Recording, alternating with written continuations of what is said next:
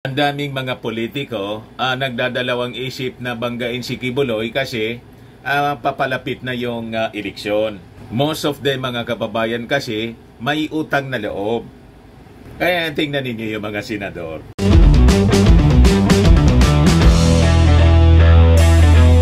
Pero anya Mr. Maravillas, ang gusto naming malaman ano na nangyari kay Kibs. Umis ka po. Pumuga na Mr. Maravillas, hindi pa man nakukulong. Iyon nga po, nauna nang pumuga, hindi pa man nakukulong. Pinapatawag pa lang ng Kongreso at sa Senado. Hindi pa nga napipirmahan ng Senate President yung subpena. Ayon, ang sabi, pumuslit na po si Kibs. Malamangan niya Mr. Maravillas. Ang susunod dyan na pumuslit si Maudigs. Malamang. Ito po yung mga kwento ngayon. Banner story sa mga pahayagan. Kibuloy, please to China. A well-placed source told Politico that controversial Pastor Apollo Kibuloy reportedly fled to China amid U.S. charges and probes from both Senate and House of Representatives. Ayan po, mga kababayan, yung balita ngayon. Diba niya, Mr. Maravillas, may kasabihan tayo that flight is an indication of guilt. Yan po ang mga sinasabi, lalo na sa yung ating mga abogado. Kaya nga, ini-encourage yung mga inaakusa na harapin nila yung mga asunto. Sagutin nila kung hindi sila mga kababayan guilty. Tulad po ng dating Pangulong Digong. Ipalibasa po. Magkakaibigan. So, ayun. Nauna na mga kababayan based sa report, tumakas na daw itong si Kibs. Ngayon, sinisisi po si Mig Zubiri. Kasi si Migs, mga kababayan, pinatagal pa yung pag-issue, pagpirma doon sa subpena. So, pinagdudadaan si Migs Zubiri, mga kababayan, na sympathetic kay Kibuloy. Binigyan ng pagkakataon na makapuslit muna before pirmahan, mga kababayan, yung subpena ng Senado. Pero sabi kahapon ni Migs, siguradoan niya kung pipirmahan ko. Pirmahan mo na. Kaya lang, kahit pirmahan mo pa, saan mo pa hanapin si Kibs? Diba? Sabi na kalabas na ng bansa at nandun na sa China. Ito ngayon yung balita, mga kababayan, sa Philippine Daily Inquirer. Zubiri says he's sure to sign subpena versus Kibuloy. Ang daming mga politiko nagdadalawang isip na banggain si Kibuloy kasi papalapit na yung eleksyon. Most of them, mga kababayan, kasi may utang na loob. Kaya tingnan ninyo yung mga senador. Si Risa Ontiveros lang yata yung desidido na bigyan ng hostisya po yung mga nabiktima, alleged na nabiktima po ni Pastor Kibuloy. The rest of the members of the Senate, parang hindi sila interesado despite doon sa mga kahindik-hindik na testimonies ng mga biktima. Lalo ito, mga kababayan, mga kababaihan po. Kasi maraming members po si Pastor Kibs. Baka niya hindi tayo isupport pagdating ng 2025 elections. Pag tayo actively na nag-participate dito sa Senate inquiry. Diba? Ngayon, sabi ni Mig Zubiri rito, I have been told by my staff that the issuance of the subpoena for Pastor Kibuloy has been prepared and is now ready for my signature. I am just in the Visayas at the moment for several engagements, but I will sign all these documents upon my return. Parang hindi importante sa kanya, mga kababayan, yung document na yon. Sabi po ni Risa Ontiveros, February 6 pa niya nang sumulat ako kay Senate President Zubiri. Pero niya, hindi pa man pinipirmahan.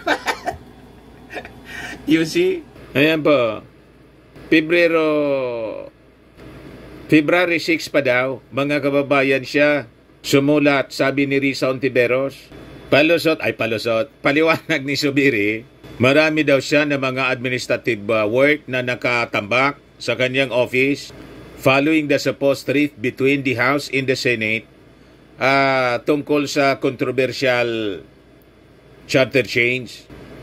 The last few weeks niya have been marred with attacks against the Senate and our democratic institutions due to the fake People's Initiative, sabi po ni Zubiri. Napakababaw naman po ng inyong palusot. Kahit pa gabundok yung documents, iyong isang sulat na yun na pipirmahan mo man lang po. Pwede mo naman utusan mo yung iyong staff, dalhin mo yan dito. Kasi importante yan. Dalhin mo na dito sa bahay para mapirmahan ko na. Di ba? Ganun lang kadali yon. Ginawa pang depensa mga kababayan yung People's Initiative. So sabi niya, the noise has only just settled down during this last few days niya in the middle of our efforts to protect the institution. A lot of our administrative work has piled up in my office, including paperwork that needs my signature. Di ba napakababaw mga kababayan ng kanyang rason? Malamang sa malamang, ang rason po para bigyan ng pagkakataon si Pacquiao na maka-iskapo. Iskapo ka na niya. Para, di ba? Nandun na daw mga kababayan sa China, si Gibbs. But Zubiri assured that the public that he would sign all pending documents, including the subpoena order against Kibuloy, upon his return to Manila. Ano pa? Pirmahan mo pa man yan, nandun na tumakas na si Gibbs, sabi rito sa balita. Pero niya Mr. Maravillas, ang matindi yung arap-arapan na pagkontra ni Super Ate. Yun nga po. Ito sabi ni Super Ate rito. Senator Amy Marcos has stamped down the plan of some of her Senate colleagues to issue a subpoena order against religious leader and alleged sex offender Apollo Kibuloy. Ito talaga po arap-arapan na sinabi ni Super Ate na kontra siya. Anong masasabi ninyo mga Marcos loyalist? Gusto pa ninyo kay Super Ate? Talaga niya Mr. Maravillas, tambak na yung kasalanan ni Super Ate sa amin. Namumuro na itong si Super Ate. Sabi niya, inagulat nga ako, may mga member nga ng Senado, may mga senador na nagpupumiglas na kailangan isumpena na si Pastor. Para sa akin, hindi dapat. Sabi po ni Amy Marcos. As to why she disagreed, Marcos' only reason was that the House hearing on SMNI niya was still ongoing. Ano ang kinalaman nun? Kung halimbawa yung SMNI hearing ongoing, di ba? Kahit nga doon sa pinapatawag sa Kongreso si Gibbs, hindi din umaten. Parang masyado na anyang patong-patong to. Mahilo na tayo. Dapat isa-isa para maliwanagan tayo sa lahat ng issue. But for Risa Ontiveros, who is leading the Senate's probe on Kibuloy's alleged crimes, it was vital for Kibuloy to appear before the chamber, noting the grievance of the testimonies aired by some of his supposed victims. Para tuloy niya Mr. Maravillas, yung medyo matino sa Senado ngayon, ito nang si Risa Ontiveros. Yun nga po ang masaklap. Di ba? Yung isang dilawan na si Risa Ontiveros, siya na lang yata yung interesado. The rest, wala pong sinasabi. Inward, si Super Ate, talagang harap-harapan kumontra siya. Talaga niya, Mr. Maravillas, baliktad na ang mundo. Yun po yung nakakalungkot dito.